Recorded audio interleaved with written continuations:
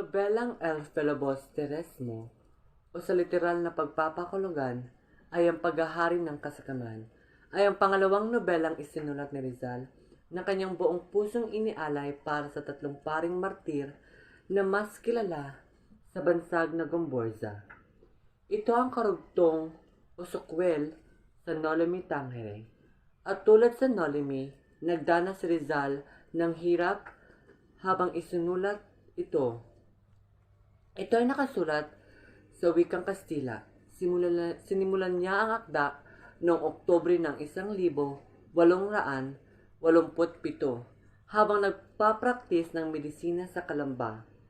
Ipinagpatuloy niya ito sa bansang Paris, Madrid at Bruselas at nakumpleto ito noong Marso 29, 1871. Ang nasabing nobela ay pampolitika, nagpapadama, nagpapahiwatig, nagpapagising panglalo sa maalab na hangaring makapagtamo ng tunay na kalayaan at karapatan ng bayan. Narito ang ilan sa mga tauhan ng El Filibusterismo ni Rizal. Si Simon Isagani, Basilio Cabisang Talis, Tandang Celo, Senyor Pasta, Benzaib, Placido Penente, Padre Camora, Padre Fernandez, Padre Salve, Florento Eren, Don Custodio Juanito Pilaes, Macaraig Sandoval, Doña Victorina, Pauleta Gomez, Quiroga Julay, Hermana Bale, Hermana Pichang, Ginoong Leeds, Ematis, Pipay, Camaro Muconquido, Toyo, Kiko, Gertrude, Pasiano Gomez, at Don Tiborcio. Ang kabanata o eksena na aming napili ay pinamagatang si Simon. Dahan-dahang pumunta si Simon sa ilaw ng hit-hit ni Basilio sa puntod ng kanyang ina.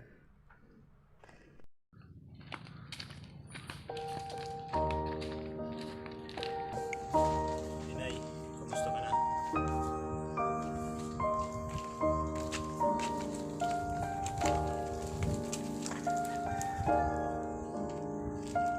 Ako po ito si Basilio.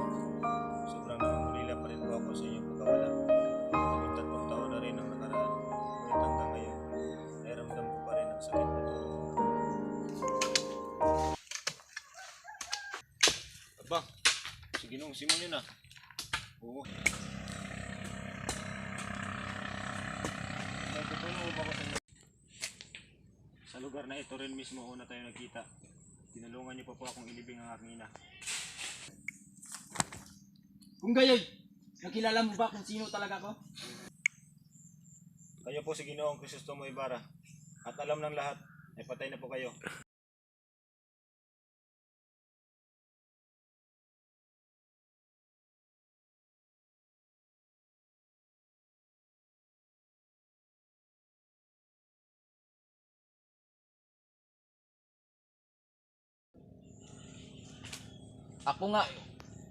Ako nga ang tumulong sa'yo.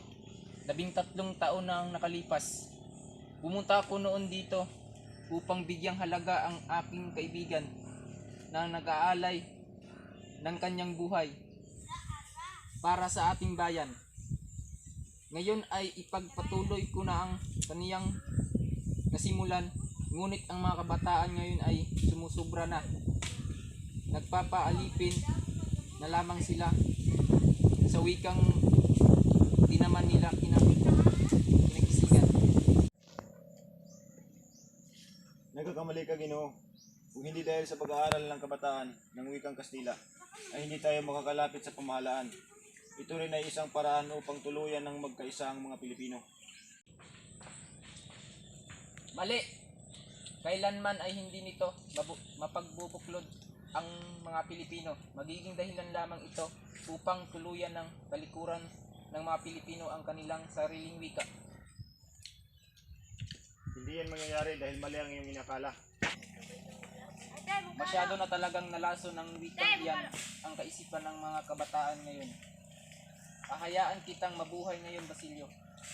Kahit na nakasalalay rito ang pagkasira ng mga plano ko. Sumama ka na lamang sa akin, Basilio. Sabay natin tuparin ang mga plano laban sa pag-api ng mga Kastila sa atin. Maraming salamat na lang sa iyong alok. Ngunit marami pa akong pangarap na nais kong matupad. Nagpapatawa ka ba? Kapag natapos mo ang iyong pag-aaral at naging doktor ka, magiging masaya bang lipunan para sa iyo? Makukuha mo ba ang katarungan ng iyong ina at kapatid sa pamamagitan ng pagtupad mo sa iyong pangarap? At ano namang magagawa ko? Kahit naiharap ko pa sa hukuman ang kaso ng aking ina at kapatid, ay wala pa rin magbabago. Hindi ko pa rin makakasama ang aking nanay at kapatid. May babalik pa ng hustisya niyan ang buhay ng aking pamilya. Hindi naman, di ba? Nakakatiyak din ako na kahit makita ko na nahihirapan ng mga pangapi sa amin noon, ay hindi pa rin ako lubusang magiging maligaya dahil mag-isa pa rin ako. Gumagabi na, mabuti pa umuwi ka na sa inyo. Hindi ko hinihiling na itago mo ang tunay kong pagkatao at kung magbabago man ang isip mo sa pagtanggi sa aking alok, puntahan mo na lamang ako sa eskulta.